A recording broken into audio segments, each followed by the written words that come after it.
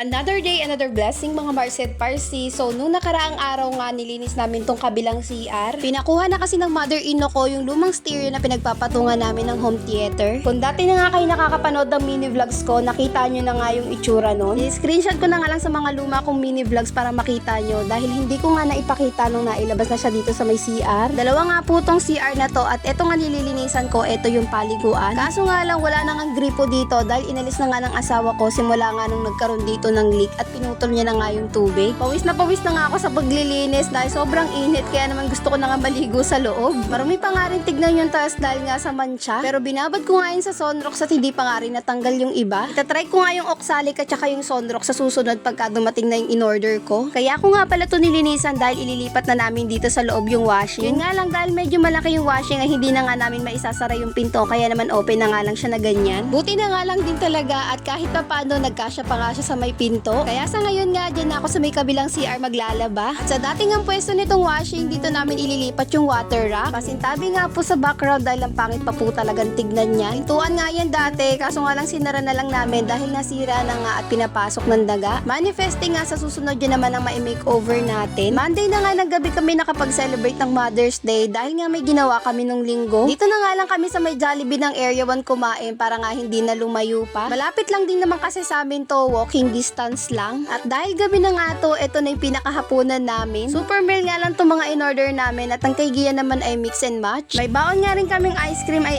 extra rice pala. O diba, tipid hack para nga hindi na tayo bumili ng extra rice. Nakapag-grocery na nga pala ako kahapon at dahil kumain nga kami kagabi sa Jollibee kaya naman hindi ko na to naasikaso. Kaya naman kaninang umaga pagkapasok nga ng asawa ko, ito kagad yung una kong inasikaso. Konti lang din naman to mga pinamili ko, yung mga kailangan lang namin dito sa bahay. Honestly, yung budget ko talaga para sa groceries 1,000 nga lang pero dahil kumikita na tayo kahit papano sa pag-affiliate nakapagdagdag din ako ng 500 pesos. Pero sumobra pa nga rin dahil umabot nga ng 1,600 itong lahat na grocery ko. Pero kasama na po lahat-lahat yon, yung mga sabon namin panglaba, shampoo. Alam nyo ba, isa sa mga pangarap ko, sana balang araw hindi ko na kailangan pang tumingin sa mga presyo ng bibilhin ko. At pangarap ko nga rin gumastos ng 10,000 sa groceries for 1 month. Kasi alam nyo ba, itong 1,600 na groceries good for 15 days na po ito. Twice a month lang din naman ako nag-grocery pagka ganito nga kasasahod lang ng asawa ko. Siguro nagtataka kayo, bakit 1,000 na lang yung natira para sa grocery? Medyo malaki kasi yung binayaran namin ngayon sa kuryente. Umabot siya ng 1,400 tapos may mga iba pa kami binili. Hindi rin kasi talaga natin masasabi yung mga biglaang gastos. Kaya naman minsan ang hirap din talagang pagkasyahin ang sinasahod ng mister ko kasi nga saktong pangkain at saka pang bills lang talaga namin. Kaya hirap kami pagka meron ng biglaang gastos talaga namang nasushort kami. Katulad kunyari magkakasakit yung mga bata, pambili ng gamot, wala talaga kaming magiging budget para doon kaya naman nasushort kami. Kaya sa panahon ngayon, hindi talaga sapat pagka isa lang sa inyo na mag-asawa yung nagtatrabaho, kailangan talaga magtutulungan. Kaya naman laking pasasalamat ko talaga kay Lord kasi blines niya ako na magkaroon niya ng Facebook page tapos kumita dito sa Facebook, pati na nga rin sa pag-affiliate. Kaya naman malaking tulong talaga sa amin na every Friday nga nakaka-receive ako ng commission sa Orange app. So anyways, mabalik na nga tayo dito sa ginagawa ko. Pagkatapos ko nga pala mag-asikaso ng mga groceries ko, pumunta nga pala ako kanina sa may palengke sa Area 1. At eto naman binadget ko para sa pang-ulam namin, 2,000 pesos, good for 15 days na po iyon. Hindi naman ganun karami yung pinamalengke ko ng mga karne dahil hindi naman kami araw-araw nagkakarne. Minsan kasi nagtitipid din kami, may araw na sardinas lang yung inuulam namin, mga dilata o di kaya itlog. Hindi rin naman kami ganun kalakas mag-ulam kaya nga minsan pag nagluluto ko sa gabi, yun na rin yung ulam namin kinabukasan. 1 kilong baboy nga lang yung binili ko, 1 kilong pata, kalahating giniling, 1 buong manok, 1 kilong tilapia at saka 1 kilong galunggong. Bumili na nga rin ako ng siomay dahil eto nga nire-request ng anak ko nung nakaraan pa. Tapos 1 kilong hotdog at saka skinless. Maya-maya nga binuksan ko na tong freezer at inayos ko nga lang yung mga laman dyan. Saka ko nga isa-isang sinalansan yung mga nilinisan ko kanina ng mga karne at isda. Isa talaga to sa mga nagpapasaya sa ating mga nanay pagka puno yung freezer natin o di kaya yung mga lagayan ng pagkain. Bihira na nga kami makapagprutas pero dahil ang mura nga ng mangga ngayon kaya medyo naparami nga itong bili ko. Pero yun nauna ko nga plano para sa maliliit na mangga gawin nga ulit itong ice candy. Kaso nga lang dahil wala nang natira sa wallet ko kaya hindi ko na tinuloy at kakainin na nga lang namin yan. Yung malaki nga is 90 yung kilo tapos itong maliit naman is 70. Bumili nga rin ako ng 1 kilong pileng na nagkakahalaga ng 105 at yun lang muna mga Marcy at Parsi. Salamat sa panonood. Till next video!